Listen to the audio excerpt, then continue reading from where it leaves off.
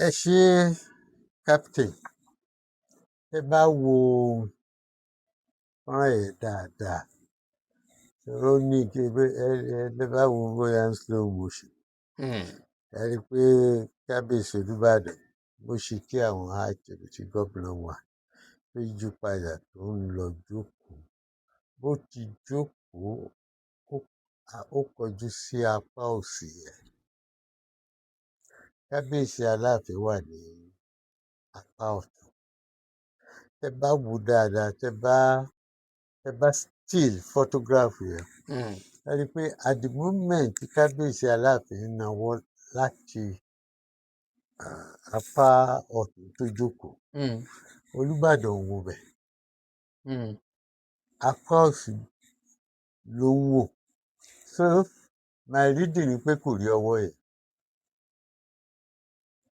So and that can happen for ẹni tí ó ń bọ̀.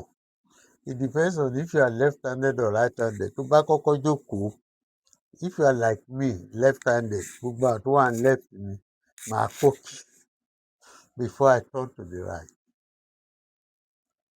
That is physiological structure tọ́lọ́run create. But we have reached a situation in which we are elevating irrelevancies to a level tí ò yé mi nílẹ̀ Yorùbá. There are issues that are very, very important. Yes, issue Yoruba unity of the Obas were important. We are suffering from poor education, poor health, agriculture not doing well, electricity not there, and some of us spend so much time abusing, fighting, insulting on social platforms. I can understand those of you who are making money from social platforms. I can understand those of you who call yourself content producers who do not know how to produce content. And all you do is to see what we call crisis, Kelly money follower, because of whatever money the social media platforms pay. You trade the safety of Yoruba land, the comfort of Yoruba land, the unity of Yoruba land, you trade it for money. All of us, ó yẹ tó bá jẹ́ tòótọ́ la fẹ́ràn Yorùbá, ó yẹ ká máa ṣe kan tí ó jẹ́ kí Yorùbá ó papọ̀ ni, kì í ṣe nǹkan tó máa fi jà. Mo mọ̀ wípé late last year, Professor Wande Abimbola, working with the governor of Oyo State and a few people, they were trying to do a full reconciliation of whatever tó bá wà láàrin kábíyèsí Aláàfin àti kábíyèsí Ọ̀ọ̀ni. Unfortunately, ó kù sáà nígbà tí Ọ̀ọ̀ni ń ṣe 10th anniversary, so he was busy. Wọn kò tí bàbá fi lọ wọn they were unable to meet. But I know that àwọn nǹkan tí tó ká àwọn àgbà Yorùbá lára náà ni pé kí àwọn ọba wọ̀nyí kan lè speak with one voice. And I must say this, the way the Yoruba started, torí ọ̀pọ̀lọpọ̀ ló máa ń compare àwa máa ń ní tí Sultan bá ti sọ̀rọ̀ kò sẹ́ni tó gbó lẹ́nu. Of course, Sultan Fúlàní ó dé sí North, ó conquer àwọn ọba yẹn, ó behead wọn publicly, ó fi àwọn ọmọ ẹ̀ jẹ ẹ́mà. Ọmọ yẹn wọn ò lè bá argue pé wọn kì í ṣe ọmọ. But here, the way we started ó yàtọ̀. From Oòduà, àwọn tó gbé adé, àwọn tó jagun gbadé, àwọn tó bí oníkálukú ṣe rìn, ó jẹ́ ká ní many kingdom. And 1902, 1903, it was said pé Ọ̀ọ̀ni alone tó lè gbé adé fún yàn. It was said then by the British government. The impossible was on the ground. Later, wọ́n ní gómìnà náà lè fún yàn. but there are history wa ó ní controversies ní tábà wo past tó kọ̀ gbà mí. Take Ibadan. Ibadan was started by Prince from Ife, Lagelu. The very first, yeah. Then there was a long gap láàrin details ẹ̀. Àwọn tó jẹ ọba lẹ́yìn Lagelu. But a ní details àwọn tó bẹ̀rẹ̀ sí jọba from 1820. From 1820, wọ́n máa ń pè wọ́n baálẹ̀.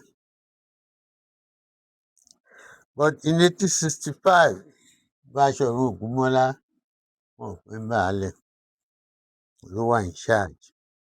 In 1871 to 1885, Ààrẹ Látòsà, Ààrẹ Ọ̀nà Kakanfò, òun ló wà in charge, wọn ò pè ní baálẹ̀. They continued like that, wọ́n tún bẹ̀rẹ̀ sí pé wọ́n ní baálẹ̀ lẹ́yìn Ààrẹ Látòsà. But from 1930, pẹ̀lú Olubadan Okunola Abbas, wọ́n bẹ̀rẹ̀ sí pé wọ́n ní Olubadan.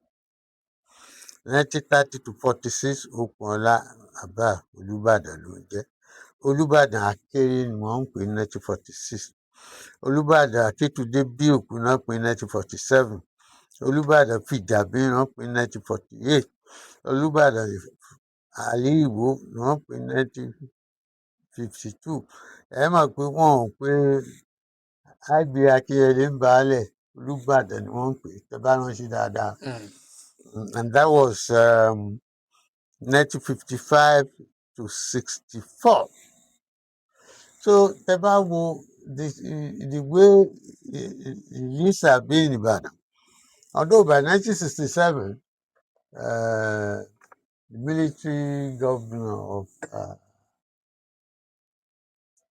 I think that was Jemena, enacted an edict at his substance in August or September 1967, giving Olubadan and Sean and the idea. Well, so, but about history tí mo ń kà yẹn, èmi kọ́ mo kọ́, mo mọ̀ pé èmi máa ti bàbá IB dáadáa, I mean, yes, IB Akínyẹlé, àbí AB, Isaac Babalọlá, ìṣẹ́ tó gbé ń balẹ̀ Ìbàdàn. So, but tá bá jókòó sórí history yẹn, because our history was not written. So máa fún wa ní a lot of confusion, à bẹ̀rẹ̀ sí jà lórí ìfẹ́ sí òsì. Whereas kí ni problem wà lónìí nílẹ̀ Yorùbá? Insecurity. Ọmọ ìlú mi tí wọ́n ń gbé lọ láti 5 weeks ago, àṣẹrí release àná. So in my village, in my city, a lè ṣe Christmas, a lè ṣe New Year. A máa ń ṣe celebration kan ní 2nd January. We couldn't because ajínigbé ò tí ì já ẹni jẹ padà. We hear what had just happened nínú forest reserve. Tí federal government ló máa kó forest gas sí, àrígbó ṣe pa àwọn. Kwara ò tí start. We are not asking the Oba what they are going to do. We are wondering who is more senior. Fọ́nrán kan ní àná àbí ìjẹta ni I saw the Oni establishing cooperative movements. Tó ti wà sẹ́yìn fáwọn MSL, àwọn partnership, lẹ́tà àwọn obìnrin tó ti ṣe in the last 3 years. I saw it, they did so well. Sínú ẹ̀dùn gan tó add 30 million to their capital. We're not thinking of things like that. I went to senior. We are not looking at what Olubadan did nípa àwọn nǹkan tó ti bàjẹ́ ń bàdàn. The industry that had collapsed. We are not looking at the effort tó ń ṣe by setting up a committee to look at it. We are not looking at effort tó Olubadan ṣe láti resolve fact pé Olúdo mẹ́ta ló wà ní Ìdó. We are not looking at such things. Ẹnìkan gba ẹnìkan lọ́wọ́ by accident àbí kò gba ẹnìkan lọ́wọ́ is what the Yorùbás are promoting. And now let me add, so this Gen Z and Gen Z plus generation tó máa ń kàn kò sí media, sometimes it is good to show that you are well trained. Then Yorùbá kì í bú ọba, a kì í rí ìdìkú ọba. And I can tell you, o lè má mọ̀, àwọn orí adé kan bọ̀ tí wọn kì í bú, ó máa ní repercussion. And when the repercussion come, o lè má ṣe social media mọ́. This I know. Àwọn orí kan gan tẹ wà tá kì í bú rárá. Àwọn kan wà téèyàn kì í ṣẹ̀ nítorí pé Ọlọ́run wà pẹ̀lú wọn. Kí là ń pe ọba? Igbákejì òrìṣà. Kí lòrìṣà gan? The concept of Yorùbá pẹ̀lú God ní pé Olódùmarè wà. That is God Almighty. You call him Yahweh, you call him El Shaddai or whatever. But àwọn Yorùbá believe pé ọ̀rọ̀ yìí tóbi tí èèyàn ò lè máa bá sọ̀rọ̀. So they must have intercessors. There are some human beings that canonize. Ogun was a human being. Oya was a human being. Ṣàngó was a human being. Like that. Bí àwọn Catholic ṣe máa ń canonize, wọ́n kàn canonize, turn them to little God. But wọ́n believe pé ọba, torí ẹ bá lọ ka Yorùbá Parables by J. Afọlábí Òjó or the Yorùbás by Professor Mabukuje, wọ́n believe pé ọba is a spiritual representative in that village. Ló fi jẹ́ pé gbogbo wọn bá ń rúbọ, wọ́n ń gbé tutù, wọ́n ń pe Ọlọ́run, òun náà ń gbélé lórí. So when you start insulting them, tó ń ṣe kàríkàṣọ kábíyèsí, tó sọ kábíyèsí di obìnrin, ó máa lẹ́yìn. Let me beg you to stop it. And sometimes you don't achieve anything láti bú àwọn àgbàlagbà. I remember that there was one Dr. Obama. He was a lecturer in mass communication, was in University Institute of Technology in Montpellier, the University of Benin. Ó believe the only way tó lè fi di èèyàn láyé ni kó ń bú Awólọ́wọ̀. Ó mà bú Awólọ́wọ̀. Bàbá ò dá lóhùn. But when the repercussion came, he started sending people here and there to beg for apology. But you don't win an argument by abusing the elders. That is sometimes kò sí logic ní nǹkan tẹ́ ẹ̀ ń sọ. Lọ study logic of argument. Ẹ kàn reach conclusion. Sí Dr. Adébíyí, èmi ẹ̀ máa ń disagree with me. Bẹ́ẹ̀ni. But he's still my brother. But he won't insult me and I will never insult him. Àwa ò tiẹ̀ lè ever insult àgbàlagbà. Àwa ò lè ever insult a kábíyèsí. Àwa ò lè insult anybody in power. So I beg all of you listening to me, don't enjoy abusing those in power. Àwọn ọba yẹn power ni wọ́n wo. So ẹ má jẹ́ ká create more problem now for them. Let us see how we shall unite them. Fẹ́ fi kún. Essence nǹkan tí ọba wà fún náà ni kíkan develop. Yes. Mo ṣe sọ, history wa is very peculiar. But I always like to say something about Ibadan. Ṣé mọ̀ pé tẹ́lẹ̀ there was, nígbà tó ń jẹ́ baálẹ̀ yẹn, civilian line kan ló ń jẹ. Àwọn military line tó ń pè Balógun, wọ́n ń jẹ Olúbàdàn báyìí.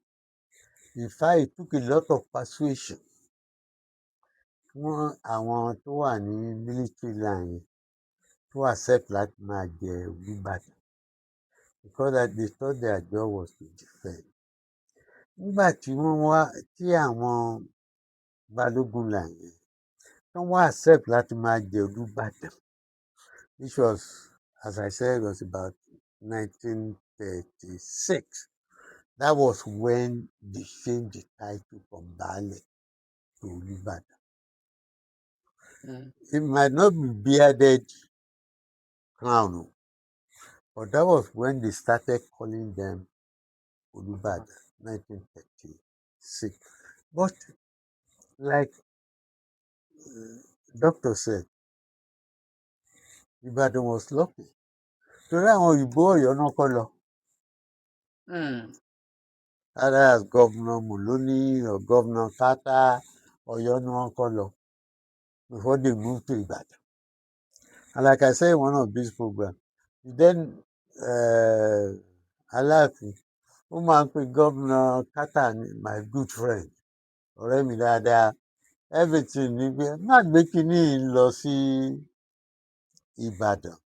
But for whatever reason, I think the fact that Ibadan belonged to every Yoruba man was one of the reasons tí kínní ẹ̀ fi kúrò lọ́yọ̀ọ́. Ṣùgbọ́n a sọ̀rọ̀ Lágelú sìn.